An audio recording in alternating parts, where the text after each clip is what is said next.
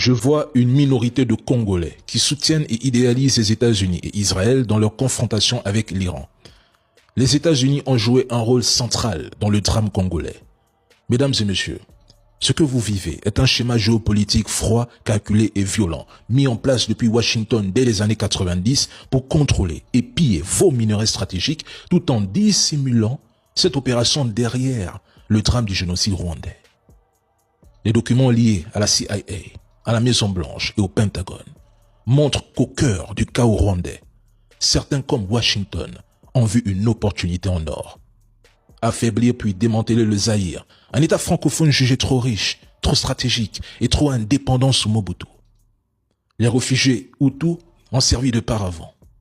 Repoussés vers le Zaïre, ils sont éliminés en silence, tandis qu'en parallèle, les forces rwandaises et ougandaises, avec le soutien tacite des États-Unis, déclenchent l'opération AFDL pour faire tomber Mobutu. Ils vous ont ouvert une période de guerre successive. Ces conflits ont fait plus de 10 millions de morts et plongé votre pays dans une instabilité chronique. Pourquoi les sanctions ont-elles toujours été sélectives contre le M23, sans jamais viser réellement le Rwanda?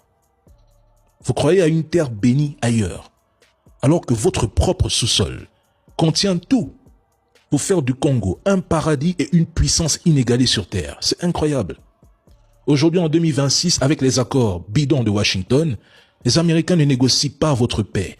Ils habillent le pillage avec des mots polis. Ce qu'ils appellent stabilisation, c'est l'officialisation du vol de vos ressources. Les États-Unis ne sont pas des arbitres. Ce sont des architectes d'un système qui a fait du Congo une terre de sacrifice.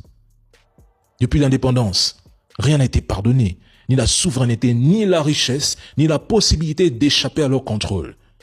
Votre pays est resté enfermé dans une logique d'exploitation au profit d'un bloc minier anglo-saxon qui prospère sur le chaos. Et pendant ce temps, tu vois une minorité de Congolais qui, au nom de la religion, présente l'Iran comme une force du mal, tout en voyant Israël et les États-Unis comme des sauveurs.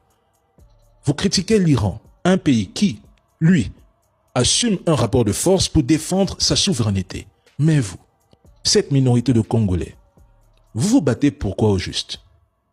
Des cartes de séjour, des permis de travail, la nationalité, le confort d'exister dans le système de ceux-là même qui profitent de votre affaiblissement, de votre chaos, de votre instabilité, ceux-là même qui vous pillent.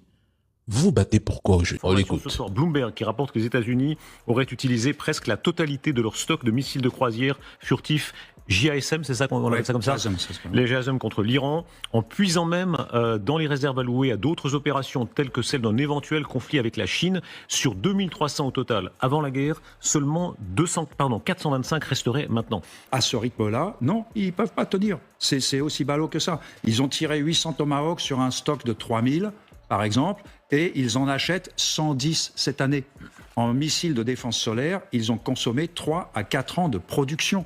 L'Iran n'a pas plié. À mon avis, l'Iran va les enfumer dans les négociations, etc. Bon, le régime est toujours là et il tire toujours. J'ai regardé les chiffres pour avant-hier. Ils ont tiré en gros 150 objets, missiles ou drones, en direction des pays du Golfe. 150 avant-hier. Général iranien.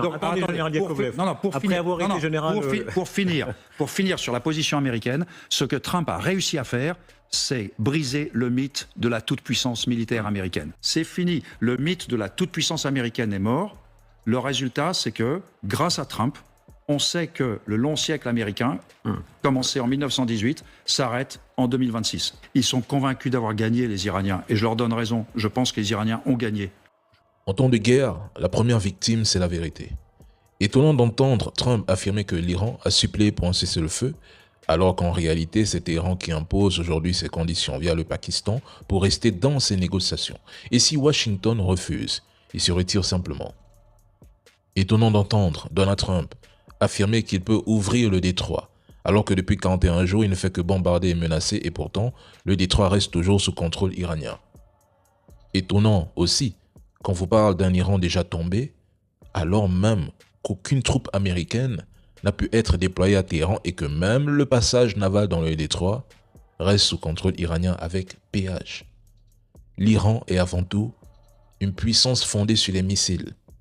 Sa marine reste limitée, son aviation manque de modernité et ses blindés sont en grande partie dépassés, mais c'est pourquoi sa stratégie militaire repose largement sur les missiles et les drones, qui constituent le cœur même de sa capacité de dissuasion depuis 30 à 40 ans.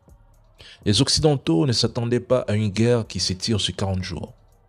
Personne n'avait anticipé une riposte visant les pays de Golfe, ni la fermeture du détroit d'Ormuz. Cette guerre est un échec. Trump va bombarder. Et alors ? Ça ne changera rien.